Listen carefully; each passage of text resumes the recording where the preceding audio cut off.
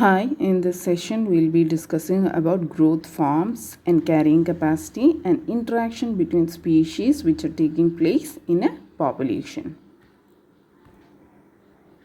So this is a unit in detail. So let's move on to rate of increase or population growth. So population growth is a dynamic factor, and if we can plot it in a graph. If we are plotting on the y-axis number of individuals of a population and the time on the x-axis, we'll get a curve, and this curve is called as population growth curve. So by plotting the number of individuals on y-axis and time on x-axis, we get a curve, and this particular curve is called as population growth curve. This curve indicates the trend of population growth.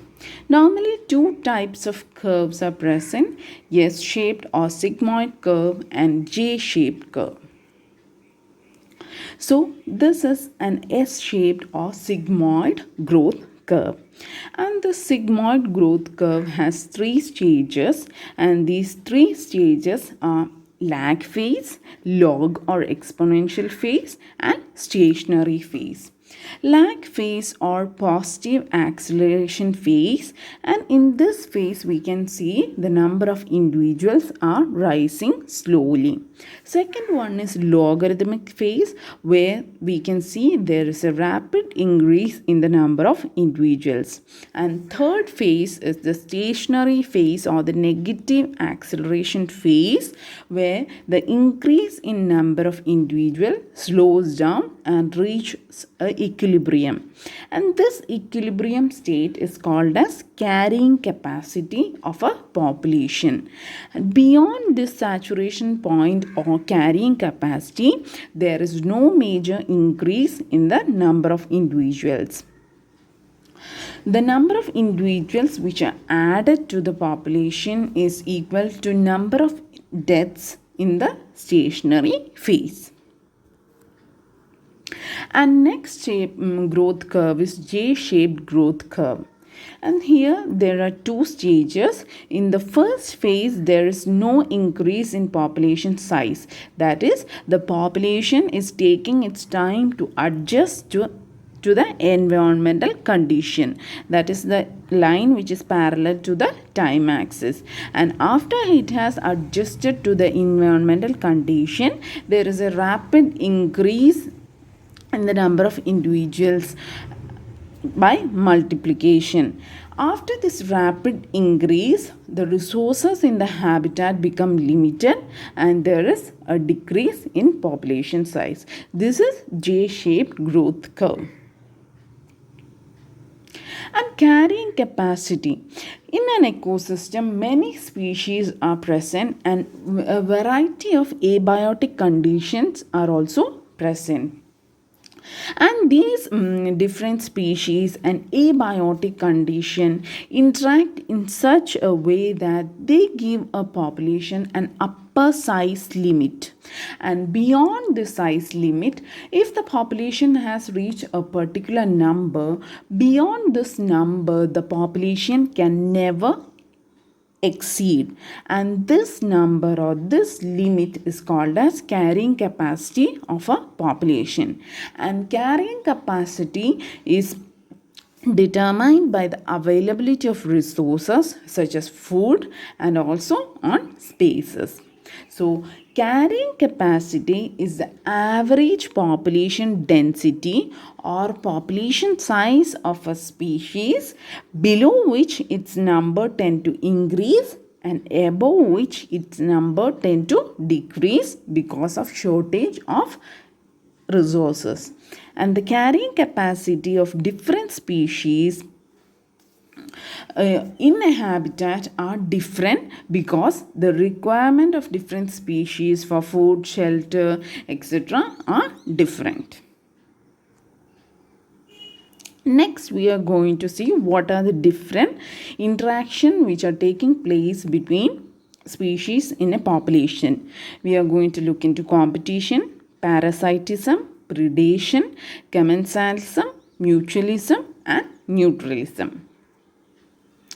So, plants and animals around us are interacting with each other, and these interaction which are taking place between these plants or plants and animals can be beneficial interaction, or they can be harmful interaction, or neutral interaction. Beneficial interactions are interaction in which one or both of the organisms are having a positive effect, whereas harmful interaction are ones in which both of them will be harmed, or it is negative for one of the species. And neutral interactions are those in which both species do not have any benefit or any harm because of that interaction. First interaction is competition. Competition is caused by association of two or more species, and each of these species may adversely be affected by the presence of the other. And competition can be divided into two, that is intraspecific competition and interspecific competition. Intraspecific competitions are competition which occur within a species. They may be for food or resources, shelter, etc. And interspecific competitions are competition which are taking place between species. Next interaction is parasitism, and parasitism can be described as plus minus interaction. That means one of the organism is positively benefited and other one is harmed by this interaction. Two organisms which are living together in such a way that one of them derive nourishment at the expense of other is called as parasitism. And those which organism which is providing nourishment is called as host, and the organism which gets support or nourishment is called as parasite. Next interaction is predation. This again can be represented as plus minus interaction, where one organism is benefited and other one is harm. In predation, one species kills and feed on the other species. So one of the organism is getting food, whereas the other one is being killed by this interaction. And through predation, transfer of energy take place within nature. Next interaction is commensalism. It is a plus zero interaction where one of the organism is benefited and the other one doesn't have any harmful or beneficial effect out of this interaction. It is a one-sided relationship.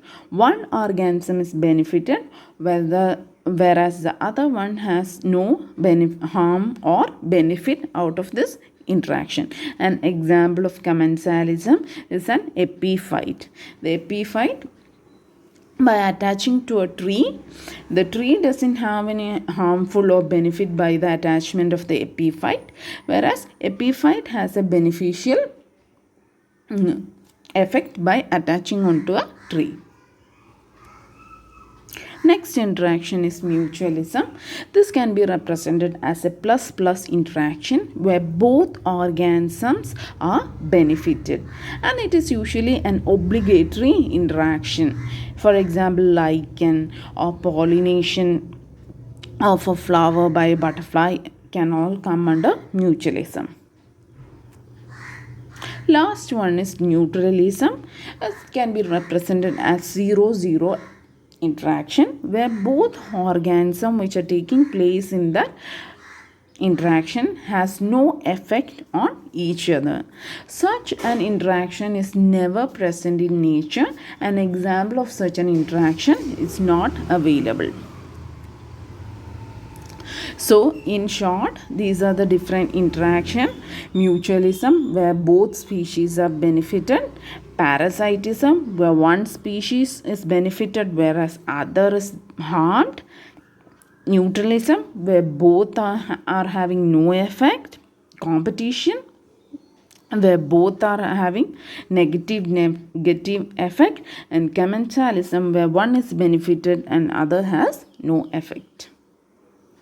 That is all about population. Thank you.